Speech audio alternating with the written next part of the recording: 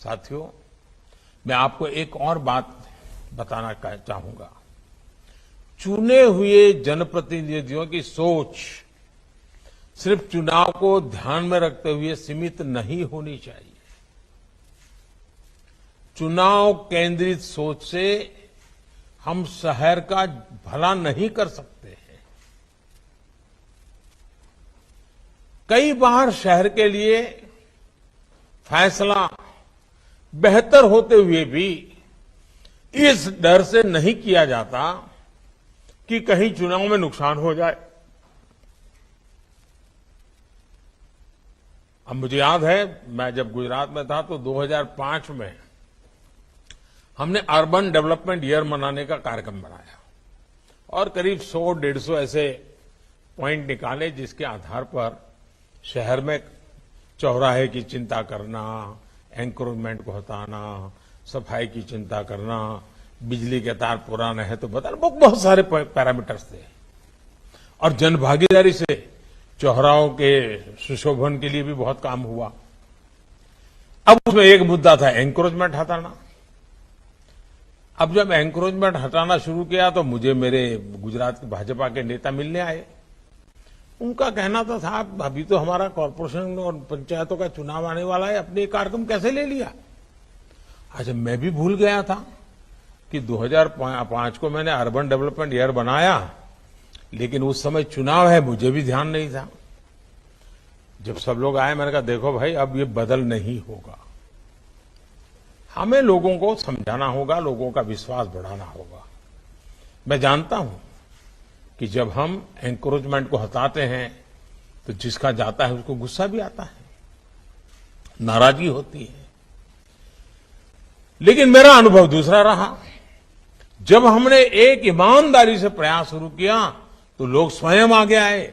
लोगों ने जो अपना कभी आधा फुट, 1 फुट, 2 फुट कुछ न कुछ किया था, सबने हटाना शुरू किया। रोड खुल गए, रोड चौड़े बनने लग गए, क्योंकि उनको विश्वास हो गया कि यहां पर कोई भाई भतीजावाद नहीं है, मेरा तेरा नहीं है, एक कतार में जो भी है सबका हटाया जा रहा है। तो लोगों ने मदद की, अतिक्रमण हटा, रास्ते चौड़े हो गए। कहने का तात्पर्य यह है कि अगर हम सही काम करते हैं, जनहित में करते हैं, तो लोगों का साथ मिलता है, डरने की जरूरत नहीं जी। जब जनता को ईमानदारी दिखती है, बिना भेदभाव के अमल दिखता है, तब लोग स्वयं आगे बढ़कर के साथ देते हैं। साथियों, आर्थिक गतिविधियों के महत्वपूर्ण सेंटर्स के रूप में शहरों की प्लानिंग पर हमें विशेष फोकस करने की जरूरत है।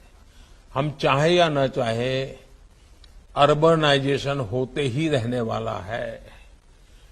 शहरों का पर दबाव बढ़ने वाला है, शहरों की जनसंख्या बढ़ने वाली है, शहरों की जिम्मेवारियां बढ़ने वाली हैं, और ये भी सच्चाई है कि आर्थिक गतिविधि का केंद्र शहर में बहुत तेज गति से आगे बढ़ता है। और इसलिए हमें, अगर हम मेयर है तो मेरा शहर आर्थिक रूप से समृद्ध हो, मेरा शहर किसी न किसी प्रोडक्ट के लिए जाना जाए, मेरा शहर टूरिज्म के लिए आकर्षण का केंद्र बने, मेरा शहर उसकी एक पहचान बने। इन सारी चीजों में आर्थिक व्यवस्थाएं जुड़ी होती है। आपने देखा होगा, इस वर्ष का जो बजट है उसमें अर्बन प्लानिंग पर बहुत अधिक बल दिया गया है। अब ये भी आवश्यक है कि शहरों की प्लानिंग को भी विकेंद्रीकरण होना चाहिए, डिसेंट्रलाइजेशन। राज्य के स्तर पर भी शहरों की प्लानिंग होनी चाहिए, सिर्फ दिल्ली से नहीं हो सकता है। अब मुझे याद है, मैं जब चंडीगढ़ में रहता था तो चंडीगढ़ के नजदीक में पंचकूला बहुत अच्छा डेवलप हुआ, उधर मोहाली अच्छा डेवलप हुआ, हमारे गांधीनगर के बगल में पेथापुर वगैरह बहुत अच्छी तरह से नए डेवलप हो रहे हैं। देश में ऐसे अनेक सैटेलाइट टाउन्स हैं जो बड़े शहर के नजदीक में विकसित होने चाहिए, और योजनाबद्ध रूप से सैटेलाइट टाउन को डेवलप करने का काम करना ही चाहिए, तभी शहरों पर दबाव कम होगा।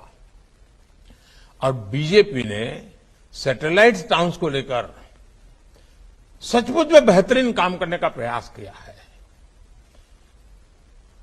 आप लोग भी जानते हैं कि इस प्रकार के प्रयासों का कितना लाभ है। मुझे एक घटना याद आती है। भारतीय जनता पार्टी पहली बार अहमदाबाद में 87-88 में बहुमत मिला उसको, पहली बार शासन में आए। और उस समय सद्भाग्य से राज्य में भी जो सरकार थी उसमें उस समय जनसंघ था, भाजपा के लोग उसमें हिस्सा थे, भाजपा का लोग भी पार्टनर थे। तो उस समय अहमदाबाद म्युनिसिपल कॉर्पोरेशन में सब हमारे साथियों ने विचार किया कि भाई अहमदाबाद के अगल बगल में जो 40-50 किलोमीटर के एरिया है, लांबा है, बोपल है, आंबली है, गोरा है, गुमा है, ये सारे जो इलाके हैं, अगर वहां सिटी बस जाना आना शुरू कर दें, लोगों को आने जाने की व्यवस्था मिल जाए, तो लोग शहर में आकर के रहने के लिए जो ज्यादा महंगा खर्च करते हैं